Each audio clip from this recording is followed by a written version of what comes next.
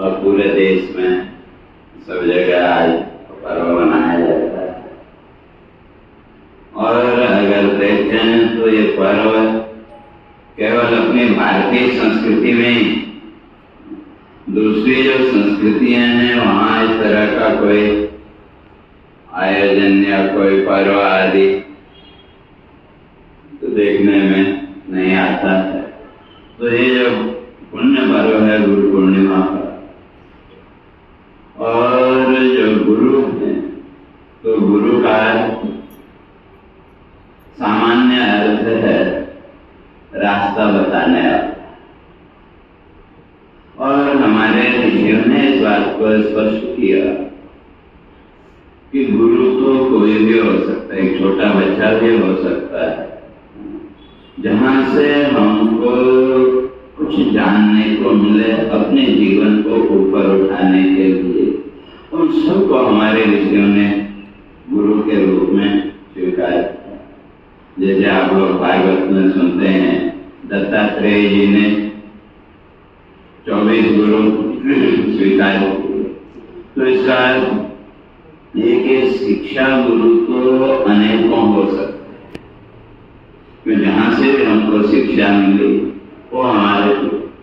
लेकिन जो दीक्षा गुरु है, शास्त्रकार कहते हैं वो तो एक। तो शिक्षा गुरु असंख्य हो सकते हैं, लेकिन दीक्षा गुरु वो एक। और जो गुरु शब्द है, गुरु शब्द की जो महिमा है, हमारे शास्त्रकारों ने तंत्र ग्रंथों में बड़े विस्तार से गुरु शब्द की चर्चा की। और भगवान शंकराचार्य जी ने भी गुरु शब्द के अर्थ को स्पष्ट किया। इसलिए वो सतत श्लोकी के मंगलाचरण में शुरू में इस बात को स्पष्ट करते हैं कि दृष्टांतो नैव दृष्ट त्रिभुवन जठरे सद्गुरो ज्ञान का। कहते हैं तीनों लोकों में जो सद्गुरु का उनका कोई दृष्टांत, कोई उदाहरण देना संभव ही। इसलिए एक सामान्य सद्गुरु और सद्गुरु, तो अब वहाँ यही अर्थ कर सकते हैं गुरु का अर्थ शिक्षा गुरु, जहाँ से भी कुछ हमको जानने को मिला। और सद्गुरु का अर्थ है जो हमें हमारे जीवन के लक्ष्य, हमारे ध्येय की पहचान करा के हमको उस लक्ष्य के साथ जो जोड़े, उससे साथ जुड़ने का जो रास्ता हमको दिखाए वो सद्गुरु। इसलिए भगवान शंकराचार्य जी इस बात को स्पष्ट करते हैं कि दृष्टांतों ने इस संसार में कोई दूसरा उदाहरण हम दे ही नहीं सकते जो ज्ञान प्रदान करने वाले जो सद्गुरु हैं। तो क्यों, तो बड़ा सुंदर उदाहरण दिया। वो एक पत्थर आता है ना पहले, और क्या बोलते हैं लोहे को सोना बना देता है, बोलते पारस पत्थर। तो जो पारस पत्थर है उसमें क्षमता है लोहे को सोना बनाने की, उसमें क्षमता है, लेकिन वो लोहे को पारस नहीं बना सकता। लोहे को सोना तो बना सकता है, लेकिन वो उसको पारस नहीं बना सकता। लेकिन जो सद्गुरु हैं, उनके अंदर ये सामर्थ्य है कि जो शिष्य है उसको स्वीय साम्यम विदते, शिष्य को भी अपने जैसा ही बनाने की जो सामर्थ्य वो किसके अंदर, हमारे शास्त्रकार कहते हैं सद्गुरु के अंदर वो सामर्थ्य है। तो इस तरह से हम आज के दिन जो भी जिसके गुरुदेव हैं उनका हम अपनी श्रद्धा से उससे पूजन करते हैं। और जो गुरु है तो गुरु का लाभ क्या है, इसलिए वहीं भगवान शंकराचार्य जी ने फिर अगले श्लोक में इस बात को स्पष्ट किया। कहा कि वे त्रेधा पापम तापम च स्वयुक्ति भी क्षालय।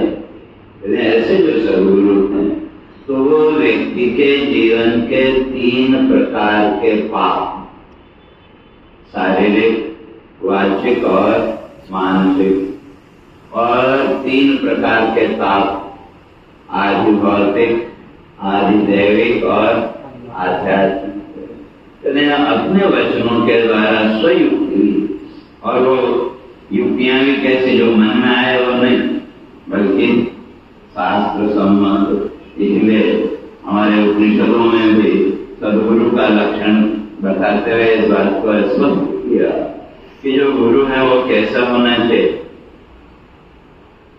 श्रोत्रियम ब्रह्मनिष्ठ, तो जो सदगुरु वो कैसे होने चाहिए? श्रोत्रियम ब्रह्मनिष्ठ। और श्रोत्रिय का तीन चीजें हमारे शास्त्रकारों ने मानी। का जन्मना ब्राह्मणों के